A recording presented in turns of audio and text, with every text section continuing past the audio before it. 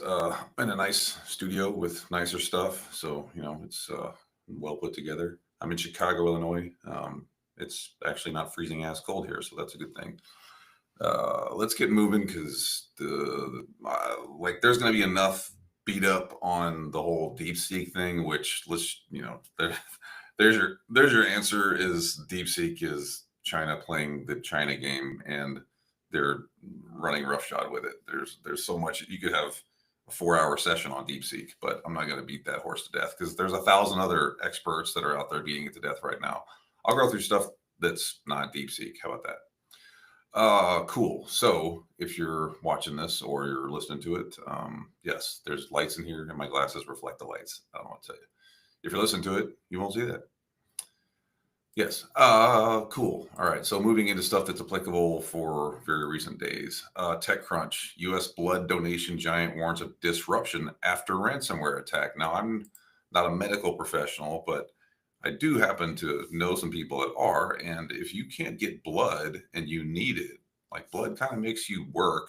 So you would die potentially if you can't get that. Could that not be like a after effect of this cybersecurity ransomware event that apparently is causing a disruption in the blood supply? Let's read a bit more here. So New York Blood Center, one of the largest nonprofit blood centers in the United States, is experiencing service disruptions, which means people can't get blood after being hit by a ransomware attack. NYBC, which is the blood bank, said in a statement on Wednesday that the organization detected suspicious activity on its IT systems on January 26, and then it confirmed it's a ransomware attack. We took immediate steps to contain the threat, including taking systems offline. Here's where it gets bad. NYBC provides blood to over 200 hospitals in the Northeast and transfusion-related medical service to 500 hospitals nationally. Warned that the incident has caused operational disruption, is what they said. The nonprofit said that donation center activities and blood drives may need to be rescheduled and that processing times for blood donations may be longer than normal. Organization said it's working to restore its systems as quickly as possible, and we don't have a specific timetable. So there you go. But again, to me, the question becomes: hospitals get ransomed, blood centers get ransomed, all kinds of other stuff gets ransomed. There are foreign actors that are doing this. People die. What constitutes an attack, or what constitutes a reciprocal? Say that fast. Reciprocal. That's a hard ass word. What constitutes us going back at them is what I'm trying to say. People have to die. People have died. People will die. And we're still sitting around wondering, like, what do we do? So yes, that's an issue. MITRE rolled out the Defend D backwards 3 FEND 1.0 thing today. It's a cybersecurity ontology, which I love ontologies, honestly, aimed at standardizing the vocabulary for countering cyber threats, funded by the NSA, Cyber Warfare Directorate, and U.S. Office of Defense for Acquisition and Sustainment. Beta has been out since June 2021. It's grown over 3 years, but now it's finally out. And Defend 1.0 reflects the collective expertise and vision of a diverse cybersecurity community. It's more than a tool. It's a pathway to smarter, more nuanced defensive strategies. Our goal is to ensure Defend is adaptable. So pretty cool stuff. It's there. You can go read up on it. Ontological precision and extensibility. It's built on OWL, which if you've ever built ontologies, which I did when I was working on my doctorate, it's pretty legit. So there's some cool stuff there. Forescout has published their recent report. This is the 2024 Global Threat Roundup, which everybody publishes these, so this is good. You can read through this, and I'll put the link in the end of this, but this is all about like industrial control systems. So there's some interesting stuff here. Quickly getting into it, Russia retakes China's position as #1, and they have a bunch of figures in here, but basically the fact is China and Russia are on the top 3 of IP addresses that are attacking these types of systems. So there's a takeaway, though, that attribution in cyber is very, very difficult to say, thou did this thing. It's usually more of like a maybe it came from that particular area at best. So Russia taking over again, especially with all the stuff they're dealing with Ukraine and North Korea and whatever else, I would say it's probably suspicious to say that they're the #1 in this particular thing, but it's notable that there's at least the ability to have some information related to this. Looking further down, you can get into the specifics of kind of what gets attacked most often. It goes, further into the top attack ports. So SNMP number one, RDP actually is pretty low on this, but again, these are kind of standard to not your typical internet things. These are IT, OT, IoT type systems. There's a lot of VNC there though as well. I'll do a little showing here in a minute for some of that stuff and just see what's out there.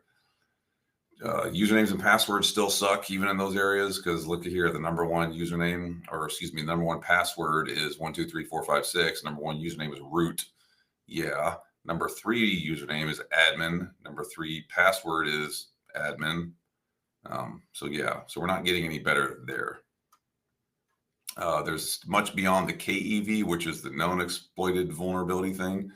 This is cool because when you get in here, you can kind of read and see what they're talking about as far as what is and isn't tied to the KEV system, and they show what actually gets exploited. So this is interesting for folks that are trying to figure out like where to apply controls and what to leverage. Forescout published this. It's an interesting spin on what we normally see. So I would say if you get a chance, go check this out. Tom's Guide published this article. This guy's actually got some pretty good stuff. I don't know if it's really a Tom, but Tom's Guide. It doesn't matter if DeepSeek copied OpenAI, the damage has already been done in the AI arms race. This was by Jason England. And sort of jokingly, the title says, "Your move, Sam Altman." The whole DeepSeek copying ChatGPT accusation from OpenAI and Microsoft reminds me of a lesson I learned over the past 15 years of writing about this stuff. Most people do not care if something is a copycat. They will go for the thing that's cheaper and better. That's what I really wanted to read out of that whole thing, is that's the truth. And that's how we work. That's how we live. If you doubt it, just go talk to people. I mean, if you can find something better and cheaper and easier, people will do it. It just is what's going to happen. So the fact that they figured out a way to kind of work their way around through this and get to some cheaper things, that it just happened. Now there's other stuff that, at the geopolitical level that I think is implied here in this whole thing, but there you go. If it's cheaper, doesn't matter if it's a security risk, the masses will gravitate to it. Security Scorecard's got a really interesting report. This is Operation Phantom Circuit in North Korea's global data exfiltration campaign. And the thing I like about this report is they give specific port information. They give stuff about the applications, and they also talk about infrastructure as well. So like they've got the server IP addresses in here. They tell you who did what and break it down. And then they give you an evidence chain. So like evidence chain here really is how this all tied together, which is what I'm saying, where people will sort of go, oh, it was attributed to Russia. Well, if you read through this, the evidence chain says that it's kind of North Korean side, but let me read you through how this works. So initial connection, North Korean IP addresses, which are there, were the starting points of the operation. VPN obfuscation was used, which was Astral VPN endpoints that showed up. Proxy stuff, so they used Oculus Proxy to get around and kind of do what they did. Those things were actually registered to Skyfreight, the IP addresses, which is in Hassan, Russia. So those were additional layers. So they're 3 levels deep on anonymity here. Command and control servers, C2 infrastructure was hosted on Stark Industries. Iron Man, right? Those servers handled communication with compromised systems and took the data. And then Dropbox was where they took it from the C2 servers. Data was stolen and uploaded to Dropbox. And here's an actual screenshot of what's going on there that they got. Hassan, Russia, RU. And then they have a diagram of how this played out. So you can see the IP addresses talking to the VPNs talking to the proxies. The proxies going to the C2 servers, which is Stark, which, okay, funny, and then Dropbox. And then they talk about the patterns. Like this is a really good rundown of what actually went sideways in this whole thing. They talk about the scale of the compromise, 1,500 systems. November 2024, 181 developers were targeted primarily in European technology sectors. December, so a month later, expanded to hundreds of developers globally with major hotspots in India and Brazil. And then January, 233 more victims, including 100 systems in India. So most of this looked like it was Brazil, India, and some European countries. The attackers exfiltrated data, including credentials, authentication tokens, browser-stored passwords, and system information. Once collected by those servers, the data was transferred to Dropbox, where it's organized and stored. Persistent connections to Dropbox highlighted the attacker's systemic approach, while some servers remained active for over 5 hours. So yeah, that's persistent. Inside the attack infrastructure, so Lazarus Group's administrative platform showcased their capabilities here. The custom-built panel that was used by the bad guys to search, filter, and organize exfiltrate information with precision. The key features, system tracking. So this is the bad guy system here. Monitoring device details, including PC names, operating systems, and configs. Credential management, collecting URLs, browser credentials, and auth tokens, and logging, because logs are great. And basically, they used React and Node.js because they're moving towards a more scalable, modern attack infrastructure. So they're growing in their capability and they're doing a good job of it. They've got pictures here of the actual application structure, hidden pages and access points, and you can see there's login, all info, stuff that they're taking. And then when you get further down into the database side and the JavaScript and the stuff that's doing the things that it's doing on the other side of the equation, name, type, PC name, URL, username, password, browser, like all the stuff you wouldn't want somebody to get. Impact on global development. And here's the Russian proxy connection. So the use of Oculus proxies that are hosted on assets and Skyfreight's proxies endpoints in Russia played a critical role in the obfuscation strategies. There's 5 IP addresses here that were routed with traffic VPN exits in the C2 servers. So OSINT information attributes this infrastructure to the Oculus proxy service, a commercial service used by attackers to route traffic, basically. By leveraging legitimate proxy networks, Oculus proxy, I don't know why I'm having such a problem with words today, Lazarus added a layer of legitimacy. So that's a very common tactic. Several endpoints within the same network range were linked to a case reported last year where an individual had direct interaction with North Korea state actors. These actors were distinguishing themselves as recruiters or job sourcers. Strike, which this is the security scorecard thing, managed to trace the proxy IPs back to some of the Astral VPNs associated with the Phantom Circuit operation. So there's this like incestuous amalgamation of what all these groups are doing, and they all play with each other in the same kiddie pool. And if you run through it and really do the analysis, you can kind of make a pretty intelligent assessment of what is going on and what occurs there. So cool report, read it. I really love that they put out the graphics on this thing and gave us a really good run through on what's what. This is good data. And if you're not aware, like, you should go check this stuff out because it could be something that could affect you. Forbes just published this article on Gmail security warnings for 2.5 billion users. AI hack confirmed. Hackers hiding in plain sight, avatars being used in novel attacks, and even perpetual 2FA bypass threats against Google users have been reported. What a time to be alive. Hooray! So here's what it says. Victim calls latest Gmail threat the most sophisticated phishing attack I've ever seen. All right, this may be comical, so if it's fucking stupid, then I apologize for reading this. But anyway, imagine getting a call from a number with a Google caller ID from an American support technician warning you that someone had compromised your Google account. Okay, that's pretty stupid right off the bat, which had now been temporarily blocked. Imagine that support person then sending an email to your Gmail account to confirm this as requested by you and sent from a genuine Google domain. Imagine querying the phone number and asking if you could call them back on it, be sure it was genuine. It's okay. They agreed after explaining it was listed on google.com, so there might be a wait while you're on hold. You checked, it was listed. So you didn't make that call. Imagine being sent a code from Google to be able to reset your account and take back control and almost clicking on it. Luckily, by this stage, Zach Latta, founder of Hack Club and the person who nearly fell victim, had sussed that it was an AI-driven attack.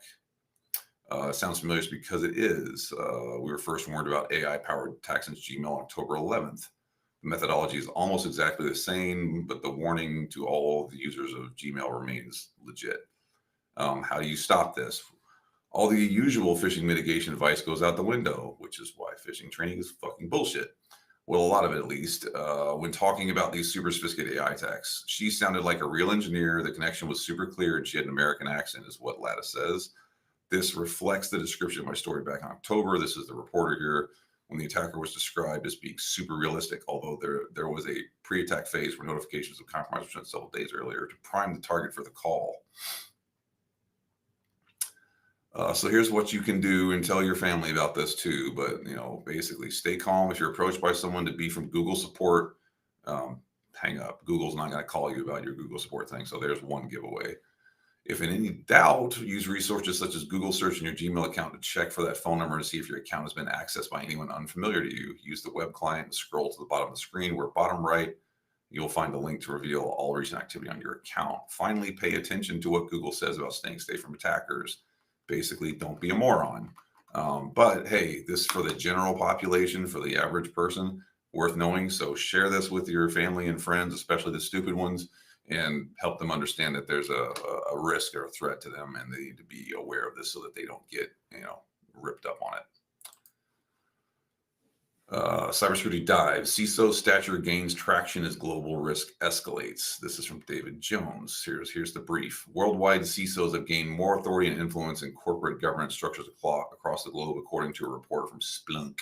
Isn't Splunk and Cisco in bed now? So that's like Kronk or something. Splisco. More than 8 of every 10 CISOs now report directly to company CEOs. I don't know if I buy that. Compared with less than half just 2 years ago. In addition, about 8 in every 10 CISOs participate in board meetings. Okay. Some or most of the time, maybe. The report, produced in conjunction with Oxford Economics, is based on a study of 600 respondents from 10 countries in the US, Europe, and Asia Pac. Report consists of about 500 CISOs, and CISOs. Yeah, okay. I mean, maybe. I'm looking at the actual report here itself. And I mean, folks, I just wing some of this shit sometimes because whatever. 58% of CISOs say the impact of security incidents is indicative of their success. That seems really stupid. Okay. 21% of CISOs report that they've been pressured not to report a compliance issue. Yeah, sure. 29% of CISOs say they receive a proper budget for cybersecurity initiatives. That's pretty accurate, I would guess. 64% of CISOs say that postponing security upgrades led to a breach or attack. Yeah, totally makes sense there too. So let me give them my information because they're gating stuff and I hate this. Yeah, job title, dude, phone number, blah, blah, blah, blah, blah, blah, blah, blah, blah, blah. Company, self, and zip code, where your mom lives. There you go. Why don't you just give me the thing so I can actually have the report? You have to send me additional crap and bullshit, which don't gate your shit, folks. Like, now I can click there to get the report that I should have gotten 2 minutes ago. Great. Okay, cool. It's 31 pages. Yeah. Anyway, I'll share this and I'll share it with you folks. You don't have to do the bullshit that I just did. Cybersecurity Dive also has this article: FCC enacts rule requiring telecom operators to secure networks. Ha ha ha! Laugh, giggle, giggle, giggle. So dive brief here. This is published a couple weeks ago, but the FCC made good on a pledge it made a month ago. So back in December, requiring telecom operators to secure their networks. Well, thank God we're doing that now in 2025. Like, yeah, sure. The declaratory ruling, which took effect immediately, clarifies that telecom operators are legally obligated to secure networks under Section 105 of the Communication System for Law Enforcement Act. They also published a notice of proposed rulemaking, which calls for a wide range of communication services. I have that proposed thing. Where is it at here? It's long. It's 129 pages. And it's in the matter of protecting the nation's communication systems for cybersecurity threats. I'm going to go read through this and do a brief on it and put some stuff out. But yeah, it's a whole lot of words that say stuff that all should have been in place. And in some instances was already in place, but we just haven't done fuck all about it. So yeah, I'll put this together and you can look it up. But I wonder how much time and effort we spent writing this and how much money we wasted on it when all of this was kind of already there. So anyway, I'll do that for you folks. So you don't have to read this thing. Additional to that, the senators debut the Routers Act to combat cybersecurity risks. Hooray! U.S. senators introduced new bipartisan legislation this week, so this week, aimed at protecting the nation's communication networks from national security threats. The bill mandates the Secretary of Commerce, working through the Assistant Secretary of Commerce for communication. So there's like secretaries of commerce and whatever. We're climbing the ladder of shenanigans here. To conduct a comprehensive study of the national security risks posed by consumer-grade routers, modems, and combined modem router devices. The Routers Act follows the recent Salt Typhoon cyber attacks, which are suspected of infiltrating multiple telecommunications systems. Titled the Routers Act, or this is what Router stands for, Removing Our Unsecured Technologies to Ensure Reliability and Security Act. Well done. Well done. It was introduced by Blackburn and Ben Ray Lujan, I guess. The bill calls for a comprehensive study, so we're just studying stuff now. Yeah. Okay. Tens of millions of families, small business, director company. I mean, okay, like we're that. Yeah. Let me just see this actual act, because this is kind of making me want to just barf all over the screen, because it's like we're doing what with this? There's the act.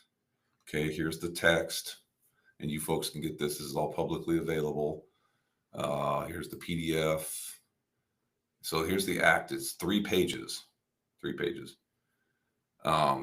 Be it enacted by the Senate and House of Representatives of the United States of America and Congress assembled. Short title. This act may be cited as the Removing Our Unsecured Technologies to Ensure Reliability and Security Act, or the Routers Act. Section 2, study of national security risks posed by certain routers and modems. The Secretary shall conduct a study of the national security risks posed by consumer routers, modems, and devices that combine a modem and router that are designed, developed, manufactured, or supplied by persons owned by, controlled by, or subject to influence of a covered country. Here's what covered country means. This is applicable for Section 4872D of Title 10 U.S. Code. So you have to look that stuff up. But that's it. 2-3 pages. We're doing a study. And yeah, don't we get most of our tech from China? And isn't that problematic here? Could have saved a lot of money. Okay, all right. Hey, whatever. Progress is progress is progress. So we'll just take the dub, man. Take the dub. 3 pages. Super. Yep, 3 pages. All right, cool. PowerSchool data brings cyber claims of negligence, poor cyber hygiene. It's only kids' data, right? The K-12 software company is facing legal pushback and criticism following a cyber attack that impacted still unknown number of districts. PowerSchool revealed earlier this month it had fallen victim to a data breach. Many questions remain about the impact and implications for student and staff. PowerSchool expects to release a report soon based on the findings from CrowdStrike. Love that they got CrowdStrike in there. Information from that report will be shared directly with their customers. That was as of Friday. Threat actors believe to have stolen data from 2 tables in a database containing family and teacher information from PowerSchool student information database. Some of that data may include PII, which means does include. In some cases, social security numbers and medical data were exposed. So that'd be like a PII violation, a HIPAA violation, a high trust violation, a COPA violation, and probably something else. While PowerSchool told this magazine here that the incident was not a ransomware attack, a news report from Bleeping Computer said this software company's FAQ page for customers acknowledged that it paid the threat actor following the breach. Oh, you shady motherfuckers. When K-12 Dive previously asked PowerSchool if the company had paid the threat actor, a spokesperson for the company said, quote, "We have taken all appropriate steps to prevent the data involved from further unauthorized misuse. The incident is contained and we do not anticipate the data being shared or made public." In a January 15th webinar, the National School Cybersecurity Nonprofit K-12 Security Information Exchange invited cybersecurity experts to share reactions to this whole thing, which I'm sure they would have laughed out loud. Wow, let's see. So speakers on the webinar raised questions about whether PowerSchool used MFA. While PowerSchool's internal systems use MFA, the infiltrated Power Source system, which is one of their things, did not have multi-factor authentication support. However, PowerSchool said that they've addressed this and it's been remediated. Well, what do you fucking do? PowerSchool's lack of cyber hygiene is pretty concerning. That's according to Tennessee's Maryville City Schools leadership there. I feel like there were failures along the way in places where they could have maybe stopped the initial access. So there you go. Stand by for this one because it looks like it's going to get worse before it gets better. Threat actors are exploiting a 0-day vulnerability in Zixel CPE series devices. And I'm going to just throw that out there and go look in Shodan because why not? Critical command injection vulnerability allows an attacker to execute arbitrary commands on CPE series device, which can lead to exfiltration of data. Gray Noise found this, so it's actively being used and weaponized and stuff. So there you go. This article is concerning DHS disbands the existing advisory board memberships, raising questions about CSRB, Cyber Safety Review Board, which I think that this was a lot of bureaucratic blah, but it was at least something, but now it's been disbanded. The U.S. Department of Homeland Security has disbanded the memberships of all advisory committees within the agency, placing the role of the CSRB in question. I would say it's probably not a question, it's probably dead. Acting DHS Secretary Benjamin Huffman ordered the termination of all existing advisory committee memberships in a memo issued on Monday. He cited the agency's commitment to eliminating the misuse of resources. CSRB, but that was like voluntary, wasn't it? And people didn't pay. Anyway, created in 2022 under Biden, launched an investigation last year into the hacking of 9 U.S. telecoms. So, yeah, it just doesn't really look good at the way that this is all going to play out. And it would have been helpful to have this kind of there. And it's not like it's totally a waste of time and effort, but is it bad that it's gone? I would say anytime you have something in place where you did have the ear of the people on the hill and now it's gone, that's a problem. So yeah, let's see what Zixel is out there on the old internet. Ooh. There's a lot of them in Iran, a lot of them in Germany. They run on some weird ports, which is always fun. 22,000 of them in Iran. Is there any of these things here in the U.S.? Hey, looky there. For once, the U.S. is not the leader of failure. So, hooray, huzzah. Good for us. Now let's just do a little VNC thingy, because why not? Only 2 million of those available. What about in the U.S.? Oh, there's some good stuff that's running on the old port that we would typically look for. Yeah. I wonder if we can find anything with auth disabled. And of course, there's a little bit of a blip in the way that I typed that, but whatever. Yeah. Let's look at organizations. We got to go scroll down a bit because we got to get into the University of California, Rice University. People keep wondering how China's stealing all our shit. It's because all of our universities do this. Yeah. MIT. Good for you, MIT. University of Maine. Yeah, Georgia State. Telephone company there in southern New England. Well done. Hurricane Electric. Let's just see, because yeah, I can't go into that because I'll get myself in trouble. But anyway, like, there you go. Lots of stuff. And that's how hard it is.